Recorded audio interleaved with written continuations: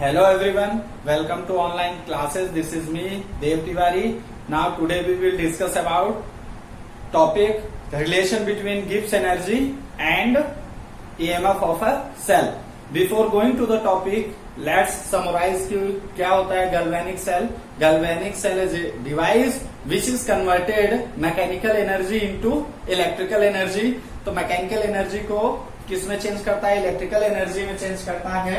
और यहाँ पे जो इन दोनों का कॉम्बिनेशन है, इन दोनों का जो कॉम्बिनेशन है, जो वर्क डन हमें मिलने वाला है वो एज अ सेल पोटेंशियल के प्रोडक्ट के रूप में मिलेगा, जहां पे गैल्वेनिक सेल और सेल पोटेंशियल का प्रोडक्ट ही W मैक्स बोला जाता है, वर्क डन बोला जाता है। तो यहाँ पे the electric work done is a galvanic cell is product of electricity and the potential. दोनों का क्या होता है? प्रोडक्ट होता है। अगर इसको फॉर्मूले में लिखते हैं तो this is equal to W max maximum work done is equal to n F क्या है? फैराडे कांस्टेंट है। This is a multiply of cell potential. अब सेल पोटेंशियल यहाँ पे है, दैट मीन्स कि this is a product of galvanic cell and electricity cell potential. इन दोनों का प्रोडक्ट ही क्या होता है? टोटल वर्क डन होता है। For the further we have to calculate relation between Gibbs energy and EMF, then we have to use thermodynamic equation according to thermodynamic में हमें रिलेशन मिला था। Thermodynamic W max maximum work done this is equal to minus Gibbs energy minus delta G. That mean यहाँ पे delta G हमारा क्या है? Delta G क्या है? हमारा गिब्स फ्री एनर्जी है। ये हमें कहा किस इक्वेशन से मिलता है? थर्मोडायनेमिक से। तो अगर इसको हम इक्वेशन फर्स्ट इंडिकेट कर दें, इसको इक्वेशन सेकंड इंडिकेट कर दें, तो फ्रॉम इक्वेशन 1 एंड 2 आप दोनों इक्वेशन को कंपेयर करेंगे तो minus delta G this is equal to n F multiplied by cell potential. This is the general formula for Gibbs free energy. Now we have to calculate standard Gibbs free energy and standard electrical potential. Now use the relation between these two. If the concentration of, यहाँ पे indicate करना पड़ेगा, if concentration of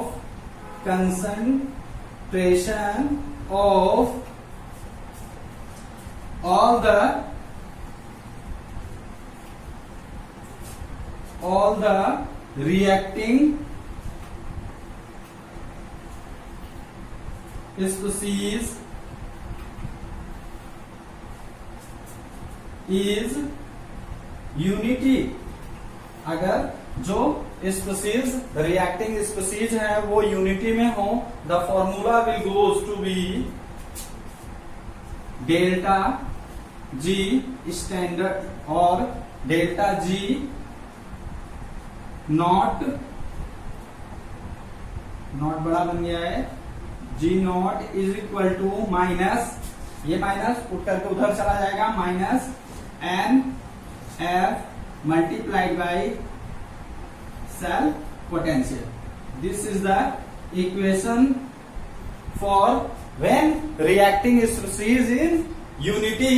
तो हम इसको बोलते हैं standard Gibbs energy. This is equal to NF multiplied by cell potential, या फिर ऐसे बोल सकते हैं this is the product of electricity and the cell potential where the galvanic cell are used. और इसी को इंडिकेट कर सकते हैं, यहाँ पे E नॉट लगाना पड़ेगा। क्यों? दोनों सेल क्या है, यहाँ पे स्टैंडर्ड गिब्स एनर्जी के लिए निकाल रहे हैं, तो स्टैंडर्ड सेल पोटेंशियल हमें लेना पड़ेगा। और हमें पता है वी हैव टू नो, यहाँ पे लिख सकते हैं वी हैव टू नो